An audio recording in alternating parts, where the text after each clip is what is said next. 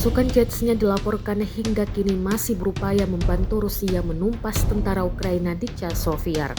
Rekamannya beredar di Telegram pada Jumat 18 Oktober 2024. Pasukan Chechnya menyerang sejumlah parit berisi tentara Ukraina. Tembakan demi tembakan terus diluncurkan mengganggu tentara Kyiv. Dalam keterangan unggahan disebutkan inilah pekerjaan pasukan khusus Shustrov Ahmad di Angkatan Bersenjata Ukraina, tepatnya di arah selatan Chasov Yar. Belum diketahui nasib tentara Ukraina di dalam video, kendati demikian, rekamannya kini telah menuai berbagai komentar dari warganet. Dan diketahui, perang antara Rusia dan Ukraina belum juga menunjukkan tanda-tanda akan mereda.